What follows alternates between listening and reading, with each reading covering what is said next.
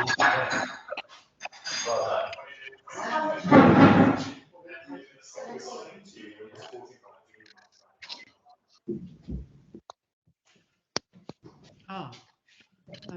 minute, turn that off.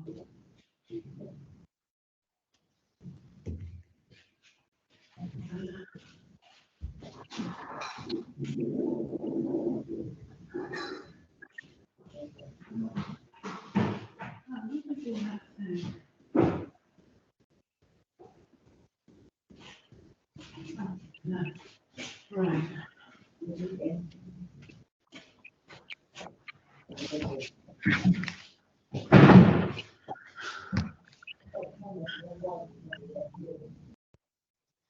Hello? Hello. Hello?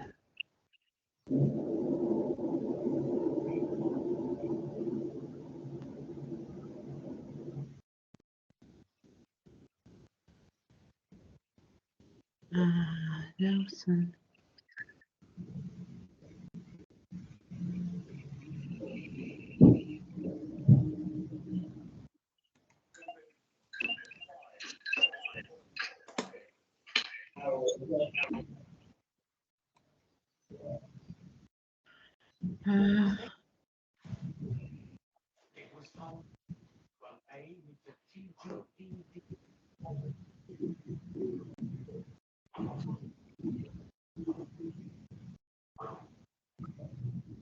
Just waiting a sec for me. Recording.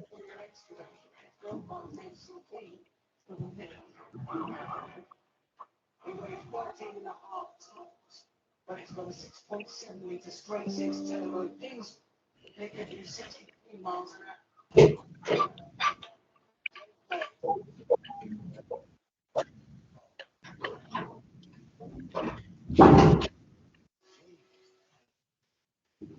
He had just an 8 to find him. The time has come, I think. Boy, the top tier police department.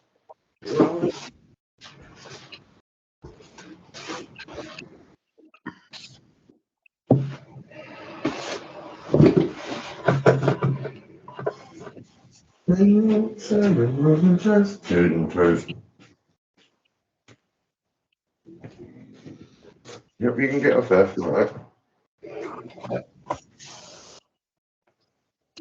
Sorry, don't.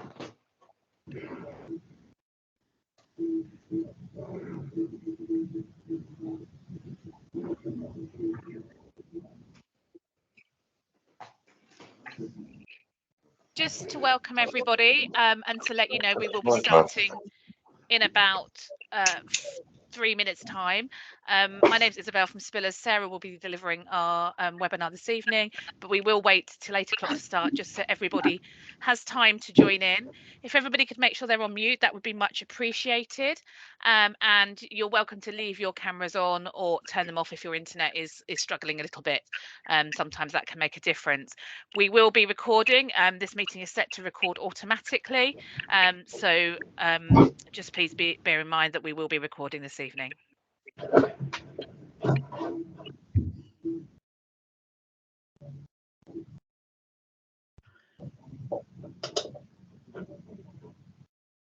I will just repeat, you are joined the Spillers webinar on feeding for gastric ulcers. I hope I'm right on that, Sarah. Is that the title?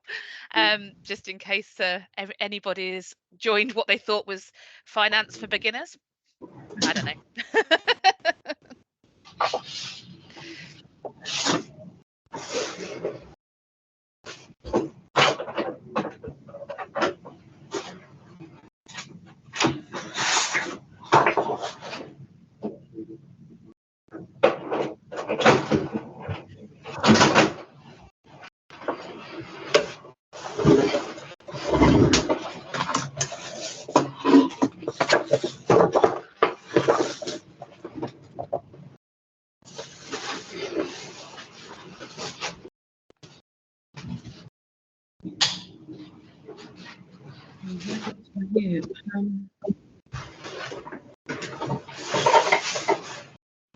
Oh.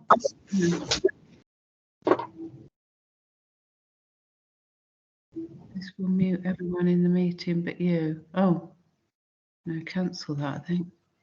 Tony, I can mute you if you like. If Yeah, just can bear you with do? me.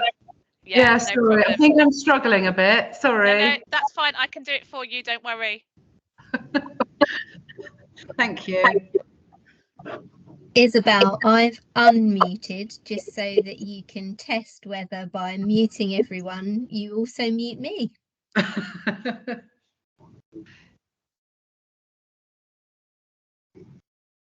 Right, let's give that a go, Sarah. I've muted Tony, so that's she's muted. So if you talk now, Tony, we can't hear you. Don't worry. And can you still hear me, Isabel? I can. Excellent. We're getting there. So just for those that are still joining, this is the Spillers webinar on feeding for gastric ulcers. We will start promptly at 8 o'clock. We know it's late in the evening for everybody. This is just to let everybody know where you are and you've not joined another webinar. If everybody could please make sure they're on mute, that would be appreciated. And to let you know, we are recording this webinar. It's a recording automatically as we started the meeting. Sarah is presenting for us this evening, but she will introduce herself once we get started. So we've just got 2 minutes before we get going.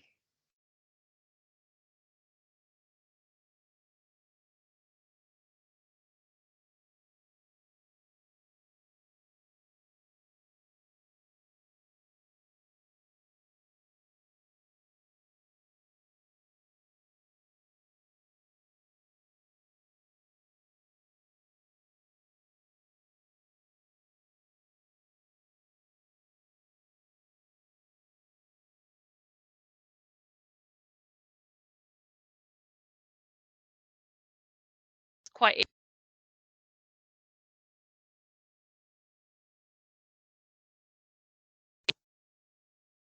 Somebody muted me, Sarah. Was that you? No, somebody muted me as well. I was only just saying it's quite eerie when it's so quiet and there's so many people there. I know. For those people joining, I will just welcome you to the Spillers webinar on feeding for gastric ulcers.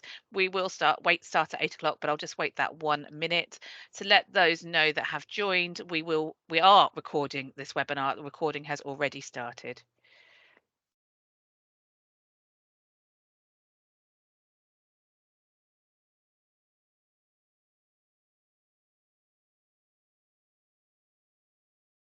If all participants could make sure they're on mute, that would be appreciated. If you're struggling, just shout out or wave and I will mute you myself. And Sarah, who is delivering our webinar, will introduce herself in a few seconds.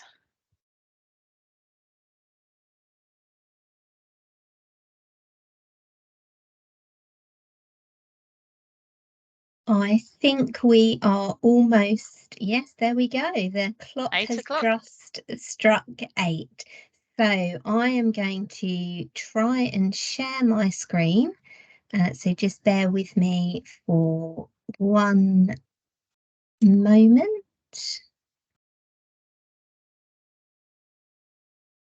And Isabel, if you could just give me a nod to let me know that you can see my slides.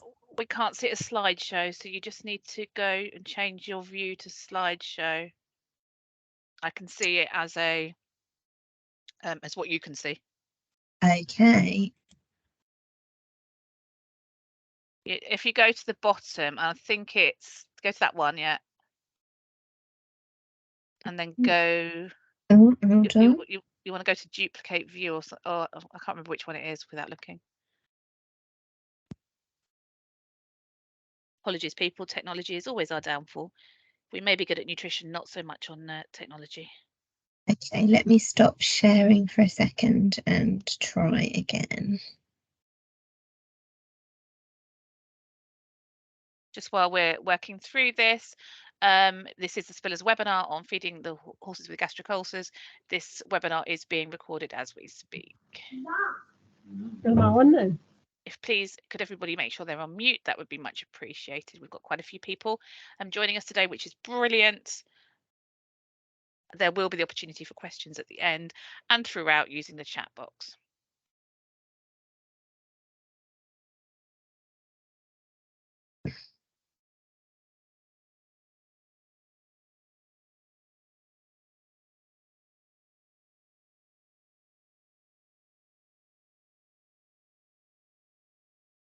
Okay, we are almost there. Thank you for your patience. I think if you just still the same. Oh, there you go. How about now? Okay, Perfect. brilliant. Thank you very much, and apologies again. Good evening, everybody, and thank you for joining this evening's webinar on feed and management tips for horses prone to gastric ulcers. My name is Sarah Nelson. I'm a nutritionist for Spillers and product manager. I have been part of the Spillers team for 14 years now. We do have quite a lot to get through this evening, so I'm going to jump straight ahead. It will be an interactive evening as far as possible, so I will pause throughout the presentation and pose a few questions. You are welcome to pop your answers in the chat. Isabel will be keeping an eye on the chat box and will share some of your feedback with me. It makes it much more interesting for Isabel and I if we have a little bit of interaction, and of course it also gives you an opportunity to have a break from hearing my voice just for a few moments. If you are joining us this evening to gain AMTRA CPD points, please remember to check your email straight after this webinar has ended. You will receive a link to an online quiz, and a score of 8 out of 10 is needed to gain your points.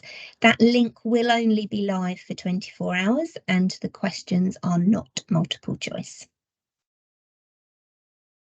So to start with, just a little bit of a comment about the prevalence of gastric ulcers. So gastric ulcers really can affect any horse or pony, regardless of breed or type or workload. The prevalence statistics vary a little bit between studies, but gastric ulcers may affect around 90% of racehorses, up to 60% of competition horses, and up to 50% of leisure horses. The term equine gastric ulcer syndrome includes squamous ulcers, which are more commonly known as glandular ulcers, non-glandular ulcers, and also glandular ulcers. So the horse's stomach, as you can see on the screen, is broadly or can broadly be divided into two regions. The upper region where food enters the stomach, and we call that the non-glandular region, and the lower glandular region where acid is produced. Ulcers are most commonly found in the upper region, around the area of the margo plicatus often, and ulcers in the long glandular region are thought to be caused by the prolonged exposure of the stomach lining to gastric acid.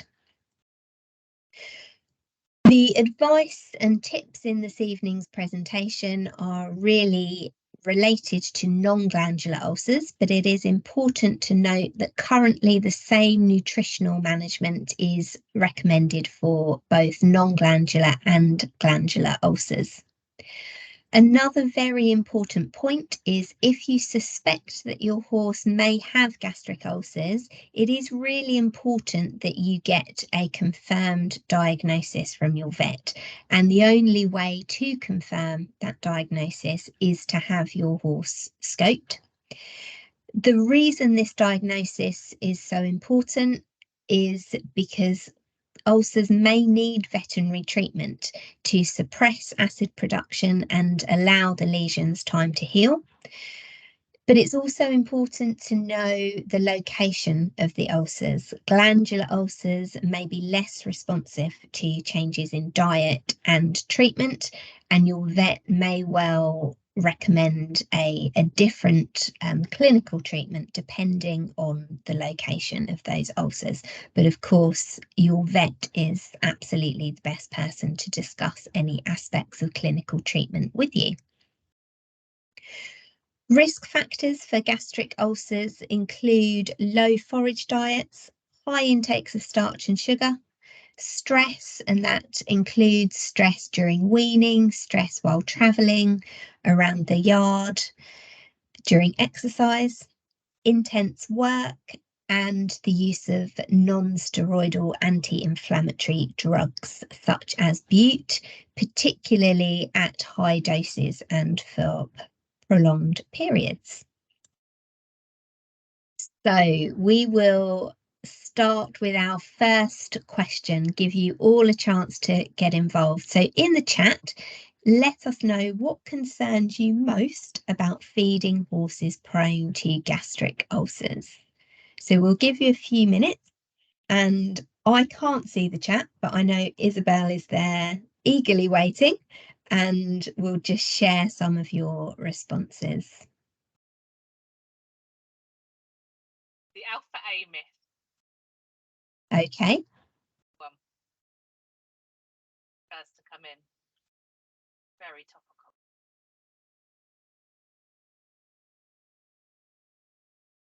Have we had any others? Not yet. Sometimes it takes people to get a while to find out where the chat is. Okay, here they come. Ensuring they have enough food whilst not overfeeding. Starch in the feed. Does soaking have any impact? Would being scoped several times cause damage regarding how many times they've been chewed? Gosh, that's an interesting one. Making sure my horse has something to eat 24/7 without him getting too much and getting fat. That's such a big one. Tough one. We get lots of questions again. about that. Yeah, and again, ensuring they have enough food whilst not overfeeding. Feed for energy and an overweight horse. Again, very common question on our care line. Well, thank you everybody who has taken the time to share their thoughts. Hopefully we will get to most of those points this evening. So it is important to remember that diet is not the only risk factor for gastric ulcers, and diet is not a cure. It is, however, a risk factor that we can influence, and appropriate changes in diet and management can importantly help to reduce the risk and severity of gastric ulcers, which I'm sure you'll all agree is very important. And also the recommendations made in regards to diet for horses prone to gastric ulcers are actually sound advice for any horse. So they will stand you in good stead, even if your horse is not prone to ulcers.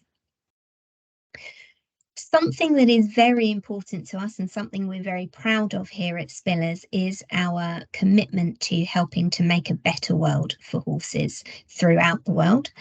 And part of that is by investing in scientific research. And that is not just investing money, but also members of our team are directly involved in that research. And research published in collaboration with Spillers was in fact the very first published scientific evidence to prove that changes in diet can reduce the recurrence of non-glandular ulcers after veterinary treatment. So in that, as part of that study, there were 52 horses with grade 2, 3 or 4 gastric ulcers. And the first part of that study was to divide the horses into pairs according to their management, the type and frequency and intensity of their work, and the severity of their gastric ulcers. So, for example, if there was a racehorse in the study with grade 3 gastric ulcers, that horse was paired with another racehorse with grade 3 gastric ulcers, kept on the same yard, managed in the same way, managed with the same work and training regime. One horse from each pair was randomly picked to continue with their normal bucket feed, while the other had their hard or their bucket feed replaced with the trial diet or the trial feed. And that was a combination of those two feeds that you can see on the screen now. Horses with grade 3 and grade 4 gastric ulcers were treated with the recommended course of omeprazole, and all horses were scoped at the start of the study, immediately after omeprazole treatment, and then 6 weeks after omeprazole treatment had stopped. So the all-important results, which I'm sure you're all dying to hear, the trial diet didn't have an effect on grade 2 ulcers. So for those horses, the ulcers were no better or no worse if the horses moved to the trial diet. The majority of the horses with grade 3 and grade 4 ulcers improved as a result of omeprazole treatment. So at that 6-week point, the diet again hadn't made a difference, and the improvement that we saw was typical of what is seen in practice. However, the really interesting and important finding in this study is that 6 weeks after treatment had stopped, overall, the horses that had had their diet changed remained improved, but those that hadn't had their diet changed were overall no better 6 weeks after treatment than they were at the start of the study. So omeprazole treatment alone did improve the ulcers in the majority of cases, but that improvement wasn't maintained and the horses regressed overall back to their pre-treatment state. So moving on to our tips for managing horses prone to gastric ulcers, and what better place to start than forage. Forage should of course be the basis of every horse's diet, and ideally we want to feed as much forage as that horse or pony will eat, being mindful as much as we can of any excess waste. Now this is really important because saliva provides a natural buffer to stomach acid, but unlike people, horses only produce saliva when they chew. So horses that are left for long periods without forage don't have that same natural ability to neutralise acid. Feeding plenty of forage also reduces reliance on bucket feed or hard feed for energy. Just important to note at this point, energy and calories are just two different terms used to describe exactly the same thing. So while we tend to associate the word energy with performance and calories with body condition or weight gain, they are in fact the same thing. We often use calories when we're talking about condition because it's a term that we will tend to associate with weight.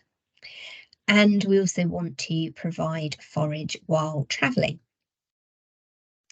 I know that some of you raised really important points about how do we manage forage intake in Good-Doers, and that's something we are going to get to later in the presentation. If you do have a Good-Doer, balancers are the ideal option for horses that maintain weight easily or indeed too easily on forage alone. They provide a concentrated source of vitamins, minerals and amino acids or quality protein that's needed to balance forage.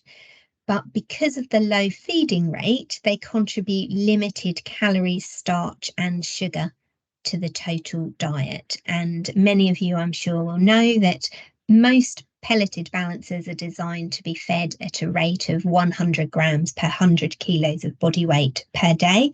If that horse or pony is on a forage only diet, so 500 grams per day for a 500 kilo horse. And some balancers will also include added functional ingredients such as digestive or joint support, which may be of interest to some owners. Restricting starch and sugar intake is another really important factor. Remember, high starch and sugar intakes are a risk factor for gastric ulcers. Whole cereal grains are the largest source of starch in the horse's diet. So here we're talking about things like oats, barley, maize, for example. And the fermentation of starch in the stomach, particularly when cereal grains are fed in large quantities, leads to the production of volatile fatty acids. When we have a rise in volatile fatty acids in combination with a low pH or an acidic environment, we increase the risk of ulcers forming. And it's that combination of high VFAs and a low pH that we think leads to that development of ulcers. So how much starch and sugar is too much? What's low? Non-structural carbohydrate, that's the technically correct term for starch and sugar from bucket feed, so we're not talking about forage here, should be restricted according to current advice to less than 1 gram per kilogram of body weight per meal. So that equates to less than 500 grams per meal for a 500 kilo horse. And ideally less than 2 grams per kilogram of body weight per day. So less than 1 kilo per day for a 500 kilo horse. So when you're looking at different feeds, you'll notice that the starch and sugar content is probably listed as a percentage. So just a little tip there that 10% is equal to 100 grams per kilo, or also 10 grams per 100 grams. It is really important when you're looking at feeds and you're comparing one feed against the other, not to just base your choice on percentages alone. You need to consider the percentage and also the feeding rate. Note those recommendations are in grams per kilogram of body weight. For example, 10% of 500 grams is a lot less than 10% of 3 kilos. So time for another question, just to check if everybody's still awake and still listening to me. Which is higher, 500 mils of oil or 1 kilo of oats? Isabel will keep her eye on the chat box there. Oh, Isabel, you're on mute. I can't hear you. You've muted everyone, including yourself. Yeah. Most people are saying Still awake. Oh, we've still got somebody who's come off mute themselves. Oh, they've gone now. There we go. Most people are saying oil. I just whilst people were doing that, there was a question on the difference between Equivite and a balancer. Maybe are you addressing that through the presentation? It's not. I haven't actually, so we can pause to answer that question now if you like, as we've only just discussed. Yep. Balancers. Okay, so a broad spectrum vitamin and mineral supplement such as Equivite Original is exactly that, a combination of vitamins and minerals. You could think of it a little bit like a human multivitamin supplement. A balancer, what the key difference is that balancers are designed to include some amino acids as well, so quality protein as well as vitamins and minerals. So when we have horses that maintain weight easily on a forage only diet, so grass, hay, haylage, for example, their diet may well be lacking in amino acids, quality protein, as well as vitamins and minerals. And a balancer will provide you with additional amino acids, particularly lysine, which is the most important amino acid and the one most likely to be deficient in the diet. That was a great question, whoever asked that. Thank you very much. Isabel, so most people are saying the oil, is that right? Yeah, pretty much everybody. I can't see anybody that said anything different. Fantastic, excellent. And everybody that said oil is absolutely right. So just to give you the numbers, 500 mils of oil will provide around 17.5 megajoules of digestible energy, and a kilo of oats will provide around 11. So our next tip, choose fibre-based feeds that are low in starch and sugar or contain restricted amounts of starch and sugar for those that are unable to maintain weight on forage and a balancer. Look for feeds that are high in oil, as opposed to starch if additional calories are needed. And then just on that point about oil is around 2.5 times higher in energy compared to cereal grains, gram for gram, but starch and sugar-free. So, oil from a bottle. All oils provide a similar amount of energy or calories, so around 3.5 megajoules of digestible energy per 100 ml. There are a few things to bear in mind if you are adding oil from a bottle on top of your horse's feed. Make sure it's fresh. Oil can easily go rancid, particularly in hot weather, which I know is not going to be a concern for the next few months, but something to bear in mind when the spring arrives. And introduce the oil gradually. As a very rough guide, we suggest around 100 mils per week for horses. Oil can generally be added at a rate of up to 100 mils per 100 kilos of body weight per day on top of the horse's current feed, so 500 mils per day for a 500 kilo horse.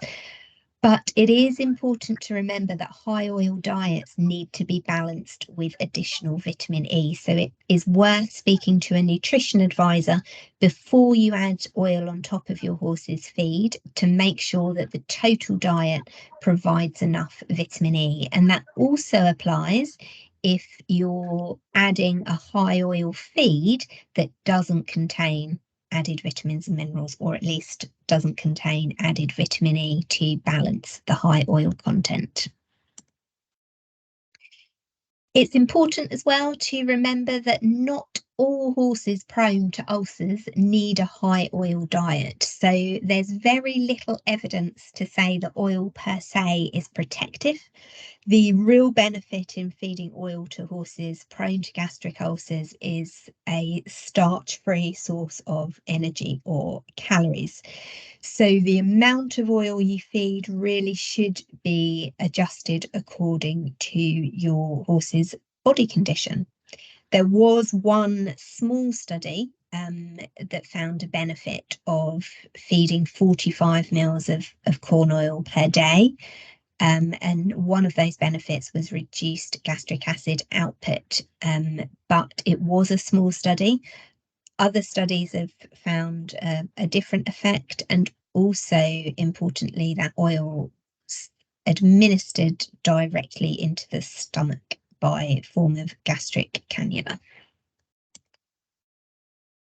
Adding short chop fibre to meals is another really great piece of advice. So short chop fibre helps to slow eating time and increase chewing. Remember the importance of chewing for horses, saliva providing that natural buffer to stomach acid, and horses only producing saliva when they chew. This may be particularly beneficial for horses with limited access to forage. Ideally, choose a fibre containing alfalfa because the naturally high protein and calcium content is thought to help buffer stomach acid.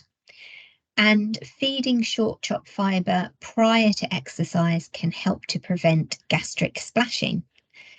So exercise increases abdominal pressure. So as horses start to exercise, acid that is produced continuously in the lower glandular region of the stomach will splash onto the upper region of the stomach. So that lower glandular region is protected by a thick mucosal layer, but the non-glandular region doesn't have that same level of protection. So when the acid comes into contact with the stomach lining in that upper region for prolonged periods, you increase the risk of ulcers forming. So feeding short chopped fibre prior to exercise can help to prevent that gastric splashing by forming what we call a protective fibre mat on top of the contents of the stomach. So if you look at those pictures on the screen, you can see this is actually a foal's stomach, but the image on the left is an empty stomach, and you can see the acid and the liquid in the bottom of the stomach. And then on the right hand side, you can see after feeding alfalfa, the fibre mat over the contents of the stomach. So how much short chop fibre should you feed and when? Well, current advice is to feed 2 litres by volume, which is equivalent to 1 Stubbs scoop. A round Stubbs scoop is a 2 litre scoop, and the advice is to do that within the 30 minutes prior to exercise.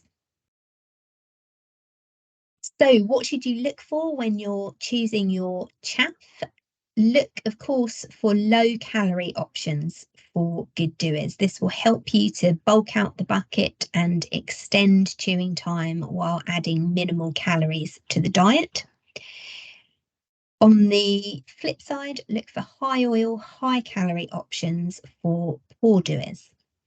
Products without added vitamins and minerals, and that's just one example, of course, on the screen there in Alfalfa Pro Fibre, are ideal for feeding alongside the recommended amount of compound feed or balancer, because compound feeds and balancers have the necessary vitamins and minerals already added to them, so you don't need to provide vitamins and minerals in your chaff.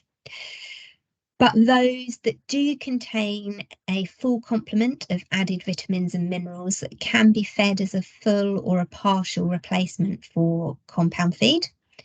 And some short chop fibres are also suitable for feeding as a full or partial hay replacer, which is really important if you've got horses or ponies with poor teeth that can no longer manage hay, haylage, or in some cases grass. Of course, there are some horses and ponies with very poor teeth that will need a mash because they can't manage short chop fibre either. And if you are in one of those situations, then do think about contacting a nutrition advisor for help and advice on how to manage them. Feeding small meals in regards to gastric ulcers helps to reduce the amount of starch and sugar consumed in each meal. And we recommend feeding a maximum of 2 kilos per meal, and that's in total, and that's the dry weight. So if you're including something like a mash that needs to be soaked before you feed it, we're talking about the dry amount, not the soaked amount, and of course less for ponies. Some feeds you may have noticed carry the Beta Aegis approval mark. Now, these feeds provide added reassurance of their suitability for horses and ponies prone to gastric ulcers, but they're not the only suitable options. In our range, we do have, for example, a number of feeds that are suitable for horses prone to ulcers, but that don't carry the Beta Aegis approval mark. And in order to be awarded this mark, feeds have to pass a very rigorous 3-stage approval process, and that is an independent approval process. It includes having a sample of the feed analysed by an external laboratory to make sure that it delivers the nutrients that you declare on the bag. It also includes having all of the on-pack claims and any marketing materials reviewed by the Veterinary Medicines Directorate, and that is to make sure that the company are not making any medicinal claims. So that product should not by law claim to cure, prevent or treat gastric ulcers. And the recipe or the formulation, the product benefits, all of the materials are also independently approved by a consultant for Beta. Provide as much turnout as possible. Of course, some horses may need their access to grazing restricted because of things like laminitis or being a good doer. In general, increased turnout seems to reduce the risk of gastric ulcers, but it is important to remember that there are always exceptions to the rule. Horses that are turned out 24/7 do still get gastric ulcers, particularly if they're fed diets high in starch and sugar. So just giving your horse 24/7 hour turnout doesn't counteract the effect of a high starch diet. Turning out 24/7 or for long periods may also be counterproductive if it increases stress. Remember, stress is a risk factor for gastric ulcers. So think about the horse as an individual and your individual yard environment. For example, if every other horse on the yard comes in at night, your horse may become very stressed if he's left out on his own overnight, and if that means he's spending his evening fence walking or standing by the gate and not grazing and getting stressed, then the risk of gastric ulcers may increase. For horses with glandular ulcers, it's recommended to avoid changes in field companions and also human carers. Interestingly, and I'm sure nobody listening this evening would dream of leaving their horses without access to water, but in a study that was done several years ago now in Denmark, turning horses out without access to water was seen to increase the risk of gastric ulcers, although we're not really sure why that is. So we mentioned stress a few moments ago, so wherever possible, in your management, look for ways to reduce stress. So that includes stress around the yard, in the field, think about your turnout companions, for example, during exercise and also while travelling. And then another tip is to avoid concentrated electrolyte pastes. So there was one study in endurance horses that found multiple concentrated electrolyte pastes given by syringe increased the severity and the number of gastric ulcers compared to horses given a placebo. So I did promise that we would talk about managing good doers. I know this comes up quite a lot and there's a real challenge for a lot of people, particularly, of course, because one of the first tips that I said this evening was ideally provide your horse with as much forage as they will eat. And of course, that's just not practical for some horses that are prone to gaining weight or are overweight. However, where it's possible, look for ways to reduce the calorie density of your forage rather than restrict the amount fed. So you could, for example, consider feeding soaked hay. You could consider replacing up to 50% of the forage ration with straw, provided the horse doesn't have any dental issues. And you could consider strip grazing or using a grazing muzzle, and we're going to talk about all of those things. So another question, grazing muzzles can be used during which season or seasons? And I can see Isabel there eagerly keeping her eye on the chat, so please share your thoughts.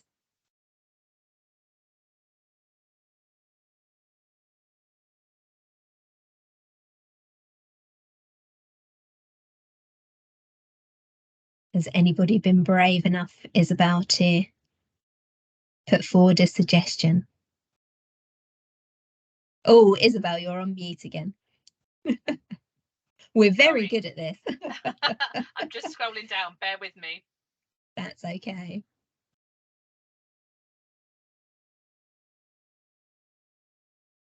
Answering questions at the same time. You're doing a fab job. I think manning the chat is harder than doing the slides. Especially when your computer doesn't table. My computer won't move up. Right, okay. All year round, all seasons, spring to autumn, seasons all year round if the grass is long enough.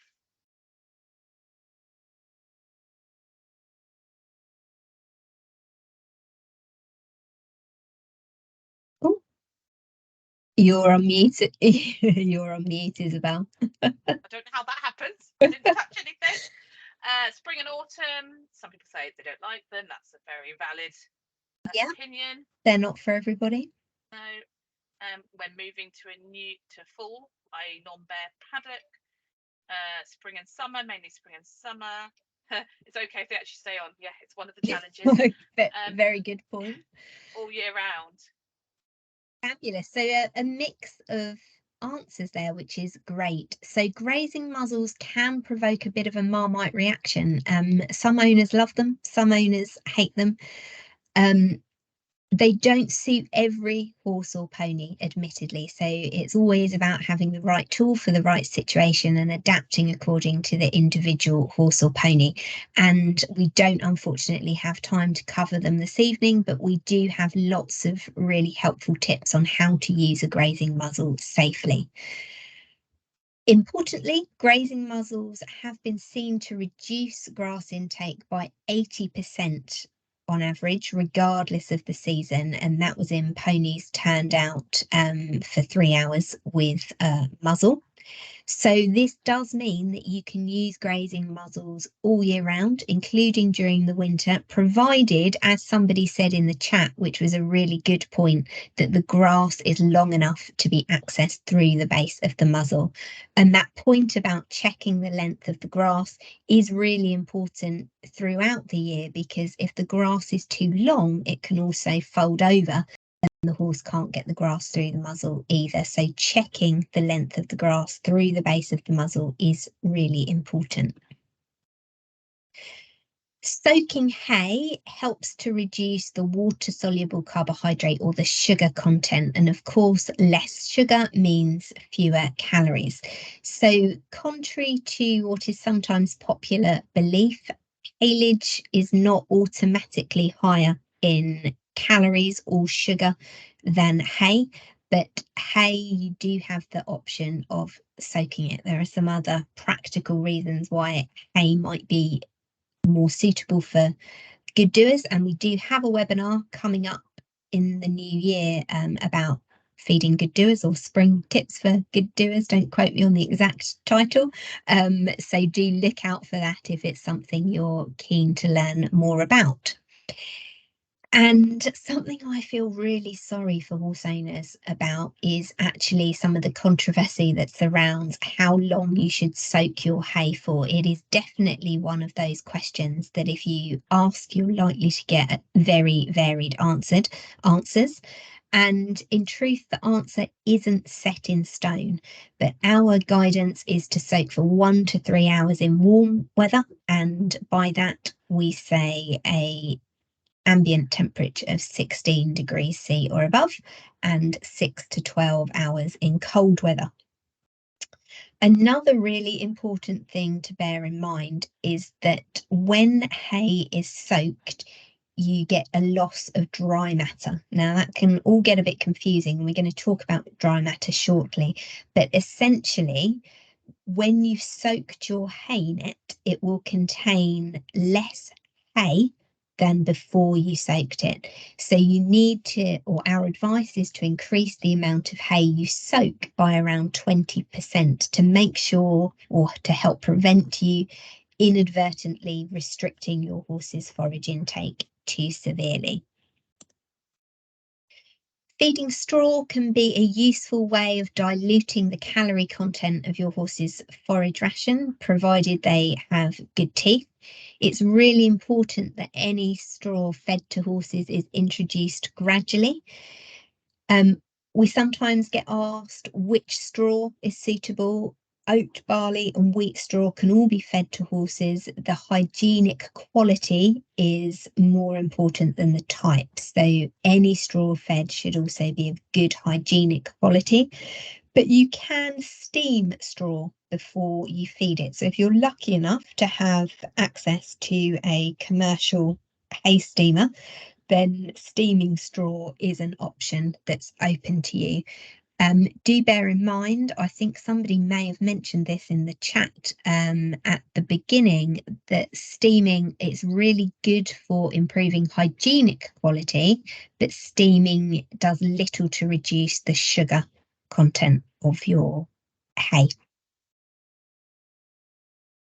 So restricting forage intake, because for some horses, we do need to restrict the amount of forage that they eat to encourage them to lose weight or prevent them from gaining excess weight. And many of you listening this evening may have heard the advice that for most horses and ponies, there are a couple of exceptions to the rule, but in most cases, total forage intake should not be restricted to less than 1.5% of body weight. Now, there are a few things that are really important to understand about this recommendation. One is that it's 1.5% of the horse's current body weight. So if they're on a diet, we're talking about their weight now, not their ideal body weight. And the other thing is that this advice is on a dry matter basis. So those of you that are quick at maths might have already worked out that 1.5% of 500 for your typical 500 kilo horse is 7.5 kilos, but that's dry matter. So what does this really confusing dry matter term actually mean? So all forage, even unsoaked hay, contains some water. Grass is around 80% water, hay contains 10 to 15% water, and haylage is 20 to 50% water. So see how much higher in water haylage is, and also how much more variable the water content is. And this water content doesn't count towards your horse's forage intake. So in simple terms, as fed, another term you might hear, is the amount of hay or haylage that you weigh out when you're filling your nets. And dry matter is the amount you weigh out minus the water. So sometimes I describe that as actual hay or haylage. So if you weigh out 7.5 kilos of hay, that 7.5 kilos, approximately a kilo of it will be water. So you get 6.5 kilos of dry matter or hay. But if you soak that, it's around 5 kilos potentially. So remember, once you soak it, you lose some hay. So really the thing we all, of course, want to know, we have to really explain this complicated terminology, but what we want to know is how much hay should we be weighing out to make sure that our horses get that 1.5% body weight on a dry matter basis. So as a guide for a 500 kilo horse without grazing, you'd need to weigh out 9 kilos of hay if you're going to feed it dry. So that's 1.8% of body weight. 11 kilos of hay if you're going to soak it for an hour or more before feeding, and typically 11 to 12 kilos of haylage, although that may vary depending on the moisture content. So if you are restricting the amount of forage that your horse has access to, then we want to try and avoid long periods without forage by trying to extend eating time. So in one study, the risk of non-glandular ulcers was seen to be around 4 times higher in horses left for more than 6 hours without forage, although that risk we're starting to think now may be higher during the day. Divide or try dividing restricted rations into multiple servings. So that 9 kilos of hay that you weigh out, if your horse is stabled for 24 hours, try to divide that into as many smaller servings as possible. You could also try using double layered small hold haylage nets or slow feeders. And there are some quite fancy automatic hay feeders available, although admittedly they are an expensive option, but they are an option potentially for some people. So talking about extending eating time through the use of double layered nets, there was a study that found just putting the hay into one double layered net increased eating time by around 5 minutes per kilo only. So if you were feeding 6 kilos of hay, around 3 slices from a standard rectangular bale, that would equate to just 30 minutes per night or per day.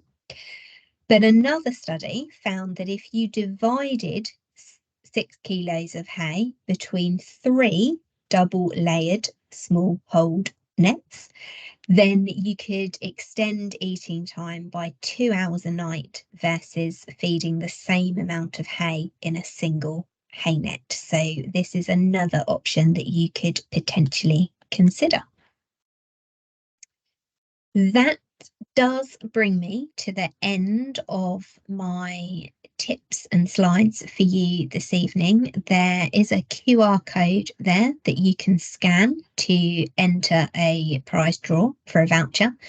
Isabel will stop the recording in a moment, so you do have the opportunity now to ask questions, but we'll turn the recording off so that people feel more comfortable if they'd like to ask their question. If you don't want to come off mute, you can of course continue to put questions in the chat. You're also welcome to contact the helpline at any